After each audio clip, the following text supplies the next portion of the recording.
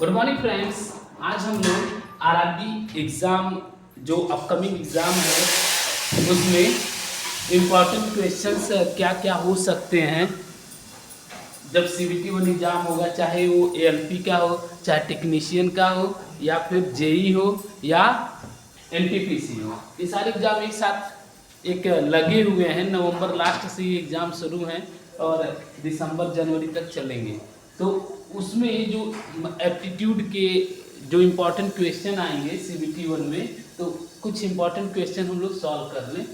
जैसे पहला ये है, एक समबाहु त्रिभुज का परिमाप 36 रूट 3 मीटर है, तो इसकी ऊंचाई मीटर में ज्ञात करनी है। आपके ऑप्शन दिए हुए हैं 14 मीटर, 18 मीटर, 12 मीटर, 6 मीटर। ये एनटीपीसी सीबीटी वन 30 जनवरी 2021 का सेकेंड शिफ्ट में आया हुआ क्वेश्चन है। तो इस क्वेश्चन को सॉल्व करने के लिए हम देखिए क्या करेंगे। परिमाप दिया हुआ है, समबाहु त्रिभुज में क्या होता है, तीनों भुजाएं बराबर होती है। समबाहु त्रिभुज के परिमाप का जो फार्मूला होता है ये होता है 3 × a। तो 3a की वैल्यू दी हुई है 36 रूट 3। तो यहाँ से आप a निकाल लीजिए। 3 से 36 काटे में 12, a निकल गया 12 रूट 3 मीटर। और जब a निकल गया मतलब एक भुजा निकल गई, तो इसका हाइट निकालना हो, तो हाइट मतलब ऊंचाई निकालना हो, तो ऊंचाई का फार्मूला होता है √3/2a। तो हाइट जो हो जाएगा √3/2 और a की जगह रख दीजिए आप 12√3।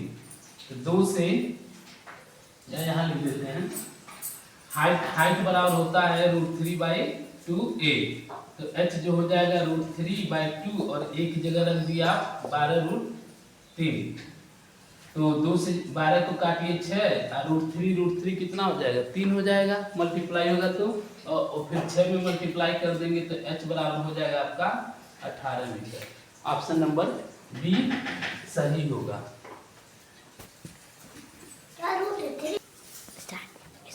तो अब 3 क्वेश्चन एक साथ देखते हैं। ये समान अनुपात का है। जैसे ये आ जाता है 25 व 121 का मध्यानुपाती, या फिर तृतीयानुपाती, या चतुर्थानुपाती। एक क्वेश्चन इस तरह का आपके एग्जाम में रहेगा ही रहेगा। सीबीटी वन एग्जाम जब आप देंगे तो एक क्वेश्चन इस तरह का रहता है, या तो आप मध्यानुपाती पूछ ले, या तृतीय अनुपाती पूछ ले, या चतुर्थानुपाती पूछ ले। तो पहला देखिए, इसमें क्वेश्चन नंबर 2, 25 व 121 का मध्यानुपाती आपको बताना है। तो मध्यानुपाती बताने के लिए हम क्या करेंगे, 25 और 121 के जो मध्यानुपाती आप बताएंगे, तो मध्यानुपाती का जो फार्मूला होता है वो होता है under root a into B. तो a यहाँ पे है कितना 25 है, a है 25 और b है 121, अंडर रूट में है। तो 25 को जब हम बाहर निकालेंगे तो ये 5 हो जाएगा अंडर रूट से, और 121 को अंडर रूट से बाहर निकालेंगे तो ये 11 हो जाएगा। तो 11 और 25 55। तो 25 व 121 का जो मध्यानुपाती होगा वो होगा 55। उसके भी फार्मूला है अंडर रूट AB। और जब तृतीयानुपाती की बात करें तो तृतीयानुपाती का जो फार्मूला होता है वो होता है B² A। तो यहाँ पे A है 12 व 16 का तृतीय अनुपात बताना है।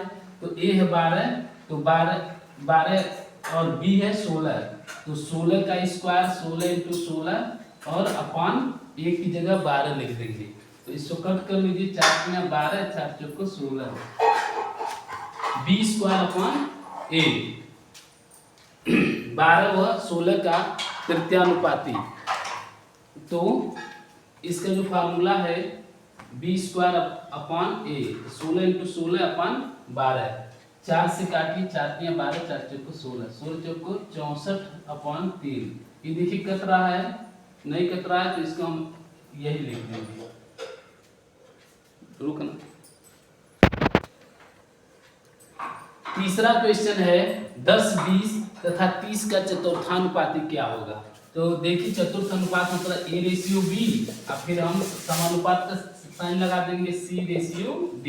चतुर्थानुपात निकालने का क्या फार्मूला, A की जगह 10 रख दिए, B की जगह 20 रख दिए, और C की जगह 30 रख दिए, और D हमें नहीं पता चतुर्थानुपात क्या है, तो इसको X रख दिए। तो तो अब इसको हम लोग सॉल्व कर लेते हैं। 10/20 बराबर 30/8।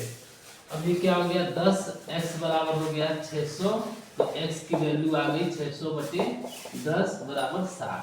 तो चतुर्थ अनुपात का ये है कि ये सिंपल है कि a/b समानुपात c/d कर लेंगे, तो x की वैल्यू यहाँ से निकल आएगी।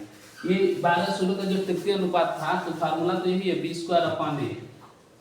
यहाँ पे ये कट नहीं रहा, लेकिन 64/3 जो है वो भी इसका राइट आंसर होगा। तो ये तृतीय अनुपात, तो आप लोग इस तरह का इक्वेशन जरूर देख लीजिए। ये फार्मूला देख लीजिएगा, √AB मध्य अनुपात का, b²/a तृतीय अनुपात का, और चतुर्थ अनुपात का ये वाला a/b/c/d।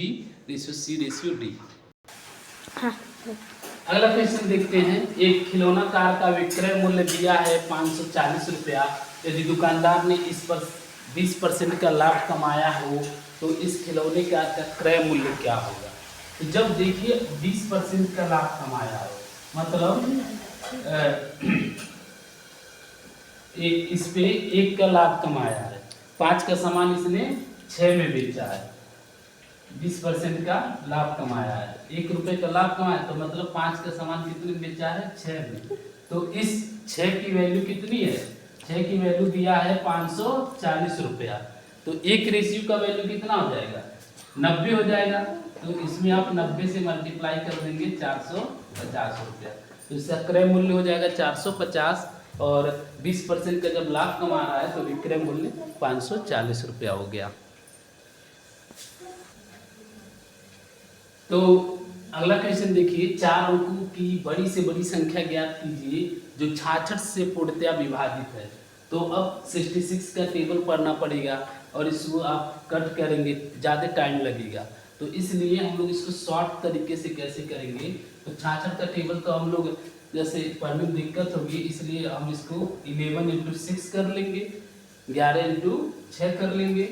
अब फिर इस 6 का भी 2 × 3 कर लेंगे। मतलब जो भी नंबर होगा या तो वो 2 से डिवाइड होगा या तो 3 से डिवाइड होगा। तो 2 से मतलब सम होना चाहिए, तो 2 से भी डिवाइड हो और 3 से भी डिवाइड हो, तो सम होना चाहिए। तो मान लीजिए ये यदि हो तो ये सम तो है, लेकिन अब 3 से डिवाइड है कि नहीं। तो 3 से डिवाइड का रूल क्या होता है कि हम अपने सारी संख्याओं का योग कर ले, और वो योग यदि 3 से डिवाइड होगा तो वो नंबर भी 3 से डिवाइड होगा। तो देख लेते, 9 4 13 3 16 6 22, 22 3 से डिवाइड हो रहा है नहीं, तो हमारा ये ऑप्शन नहीं है। ये तो पहले ही ऑड है, लास्ट में 7 है, तो ये भी ऑप्शन नहीं है। इसको देख लेते, 6 7 13 18 4 22, ये भी ऑप्शन नहीं है। तो ये देख लेते, 9 18 से 24 36, ये जो 30 है ये 2 से भी डिवाइड है और 3 से भी डिवाइड है, तो हमारा राइट आंसर हो जाएगा डी वाला। तो इस तरह से जल्दी से हम ऑप्शन के थ्रू क्वेश्चन को कैसे सॉल्व करेंगे, हम इस तरह से कर सकते हैं। तो हमारा जो इसमें राइट आंसर है डी वाला 9966।